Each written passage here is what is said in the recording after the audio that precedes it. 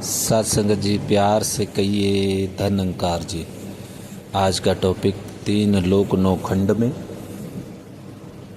गुरु से बड़ा न कोई, करता करे न कर सके जो सतगुरु चाहे हुए। साथ संगत, वाकई में गुरु जैसा ना ही कोई घोर। गुरु गोविंद सामने खड़े, काके लागू पाए, बलिहारी गुरु आपने जिन गोविंद दियो मिलाए। कि अपने गुरु पे बलिहार जाऊं जिन्होंने गोविंद से मिला दिया। साथ संगत, सतगुरु अगर जीवन में ना आते तो साथ संगत हम कहाँ इस प्रभु से जुड़ पाते। इसलिए गुरु को बड़ा कहा गया।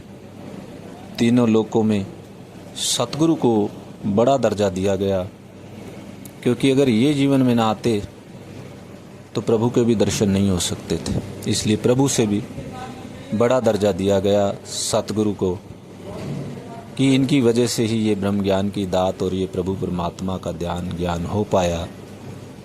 साथ संगत, और आज साकार रूप में हमारे साथ जीवन के हर पहलू के ऊपर हमें बता रहे हैं कि कैसे जीवन जीना है, कैसे एक ब्रह्मज्ञानी संत का जीवन होता है।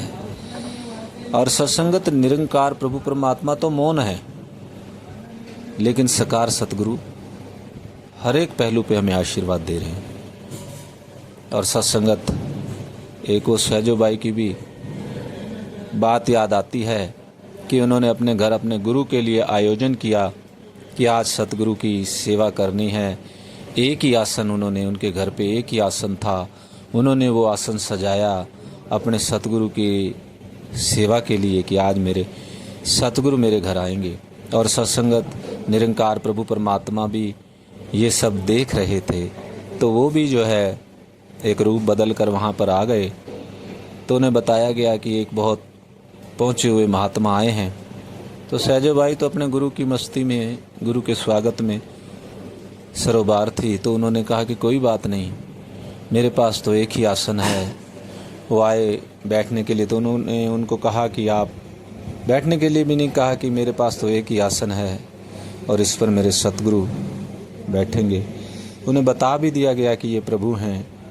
तो भी सत्संगत उन्होंने कहा कि मेरे इस आसन पे केवल मेरे सतगुरु ही बैठ सकते हैं। तब सत्संगत, निरंकार प्रभु ने पूछा कि ऐसी क्या बात है गुरु में, सतगुरु में।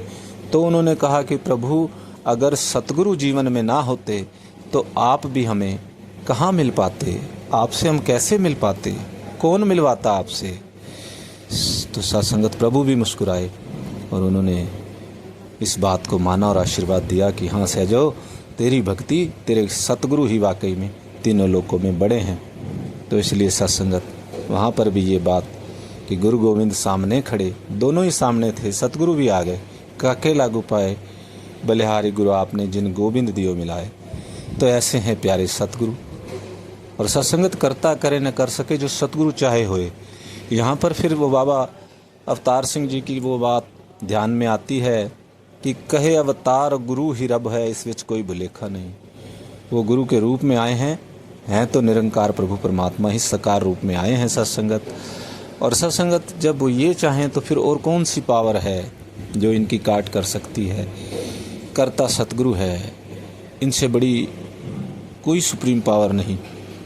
ये जो करना चाहेंगे वही होगा। इनकी कृपा से ही सत्संगत ये ब्रह्म ज्ञान की दौलत हमारे हिस्से में आई। ये रमे राम के दर्शन किए, आज हम आनंद प्राप्त कर रहे हैं। सारा संसार जिस रब को ढूंढ रहा है हमारे अंग संग है।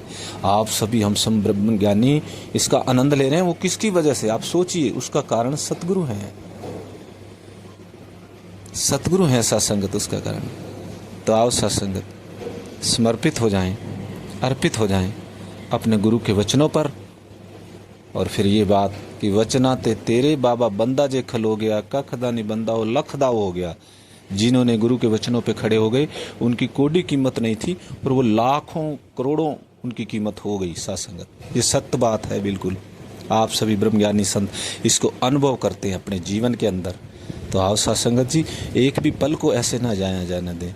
अपने गुरु की वचनों के ऊपर पूरे समर्पित रहें और भक्ति में, आनंद में रहते हुए अपने गुरु के वचनों को मानते चले जाएं और हम सब की गुरु चरणों में अंतिम सांसों तक ऐसे ही आनंद लेते हुए तोड़ निभ जाए। और गुरु ही मुक्ति का कारक भी गुरु ही है, ऐसा संगत सबका कारण सबका।